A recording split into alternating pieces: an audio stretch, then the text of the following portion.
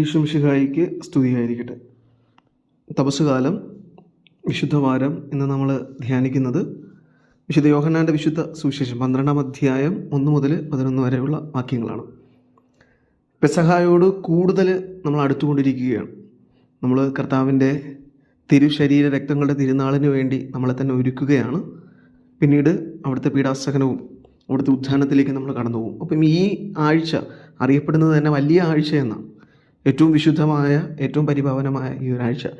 ഇന്നത്തെ സുവിശേഷം പോലും വളരെ മനോഹരമായ ഒരു സുവിശേഷ ഭാഗമാണ്. ഓരോ മനുഷ്യനെയും, ഓരോ ക്രൈസ്തവനെയും ക്രിസ്തുവിലേക്ക് കൂടുതൽ അടുക്കാൻ, അവനോട് കൂടുതൽ സ്നേഹം കാണിക്കാൻ ക്ഷണിക്കുന്ന ഒരു സുവിശേഷ ഭാഗമാണ്.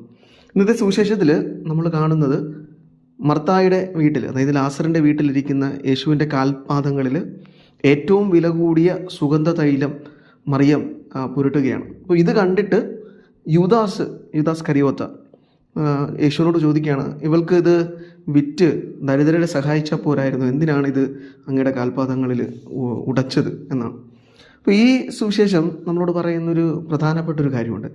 ഇവിടെ ഒരിക്കലും യേശുനാഥൻ്റെ യഥാർത്ഥ സ്വഭാവം സുവിശേഷങ്ങളിലൂടെ നമുക്ക് മനസ്സിലാക്കാം. അവിടുന്ന് ദരിദ്രരെ ഒത്തിരിയധികം സ്നേഹിച്ചിരുന്നവരാണ്. ദരിദ്രരെ സഹായിക്കാൻ, അതായത് ഓരോ ദരിദ്രനും നിങ്ങൾ സഹായിക്കുമ്പോൾ അത് എനിക്ക് തന്നെയാണ് ചെയ്തതെന്ന് പറഞ്ഞ ആളാണ് യേശുനാഥൻ. അപ്പോൾ അങ്ങനെയെങ്കിൽ ഈ വില കൂടിയ തൈലം അവളത് പൊട്ടിക്കാതെ അത് വിറ്റ് ദരിദ്രർക്ക് കൊടുത്തിരുന്നെങ്കിലും ഈശോ അവളെ അനുഗ്രഹിച്ചേനെ. പക്ഷേ ഇവിടെ എന്തിനാണ് യേശുനാഥൻ യൂദാസിനെ ശകാരിക്കുന്നത് പോലെ സംസാരിക്കുന്നുണ്ട്, എന്നിട്ട് മറിയത്തിന് വേണ്ടി വാദിക്കുന്നുണ്ട്.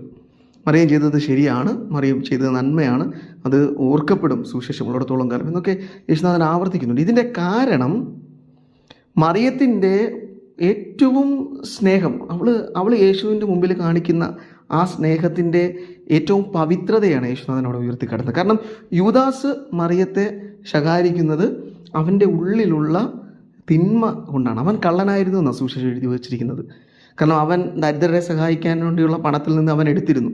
അതുകൊണ്ടാണ് അവൻ ആ പണം കിട്ടുന്നതിന് വേണ്ടിയാണ്, ദരിദ്രരോടുള്ള സ്നേഹമുള്ളത്. അപ്പം ആ രണ്ട് സംഭവം ഉള്ളത് കൊണ്ടാണ് അവൻ്റെ ഉദ്ദേശം ശരിയല്ല, മറിയത്തിൻ്റെ ഉദ്ദേശം യേശുവിനോടുള്ള പരിപൂർണമായ സ്നേഹമായിരുന്നു. അപ്പോൾ ആ സ്നേഹത്തെ യേശുനാഥൻ ഒത്തിരിയധികം സ്നേഹത്തോടെ എടുത്തു കാണിക്കുകയാണ്, അവനത് അംഗീകരിക്കുകയാണ്. അപ്പോൾ നമ്മളോട് സുവിശേഷം ആവശ്യപ്പെടുന്നത് ഇതുപോലുള്ള ഉദാത്തമായ സ്നേഹം യേശുവിനോട് കാണിക്കണമെന്നാണ്.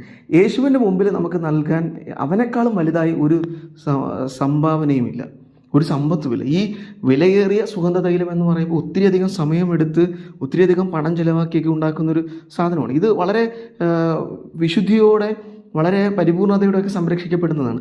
അതുപോലും അവർ സൂക്ഷിച്ചു വെക്കാതെ യേശുനാഥന് വേണ്ടി ഉടച്ചു എന്ന് പറയുമ്പോൾ അവനേക്കാളും വലുതായി അവരുടെ ജീവിതത്തിൽ ഒന്നും ഉണ്ടായിരുന്നില്ലെന്നാണ്. മറിയം അത്രയധികം യേശുവിനെ സ്നേഹിച്ചിരുന്നു, എല്ലാറ്റിനേക്കാൾ ഉപരി അവൾ ഈശോയെ സ്നേഹിച്ചിരുന്നു. അതുകൊണ്ട് അവൾക്ക് ഈ സമ്പത്തൊന്നും അല്ലായിരുന്നു അവൻ്റെ മുമ്പിൽ, അവൻ്റെ പാദങ്ങളിൽ ഉടച്ചു എന്നാണ്. അപ്പോൾ അത് തന്നെ സൂചിപ്പിക്കുന്നത് അവൻ്റെ കാൽപാദത്തോളം താഴാൻ അവൾ തയ്യാറായിരുന്നു. അത് അവളുടെ സ്നേഹത്തിൻ്റെ പൂർണ്ണതയാണ്. ഈ സ്നേഹം നമുക്ക് ഉണ്ടാകണമെന്ന് യേശുനാഥൻ പഠിപ്പിക്കുന്നത്. അതുപോലെ തന്നെ യൂദാസിൻ്റെ മനോഭാവം നമുക്ക് ഉണ്ടാകുകയും അരുത്.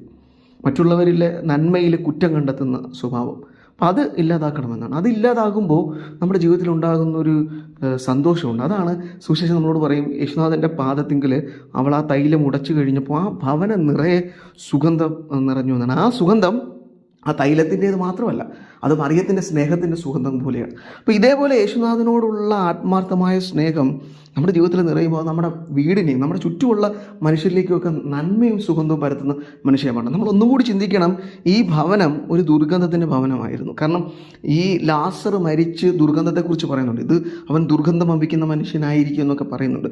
അപ്പോൾ അവിടെ ഉയർപ്പ് വരികയും യേശുനാഥനോടുള്ള സ്നേഹം വന്നപ്പോൾ അത് സുഗന്ധപൂരിതമായി മാറുകയാണ്. അപ്പോൾ തിന്മയുടെ എല്ലാ ദുർഗന്ധത്തെയും അകറ്റാൻ പറ്റുന്ന സ്നേഹത്തിൻ്റെ പരിമളം അത് യേശുനാഥനോടുള്ള നമ്മുടെ പരിപൂർണമായ സ്നേഹമാണ്.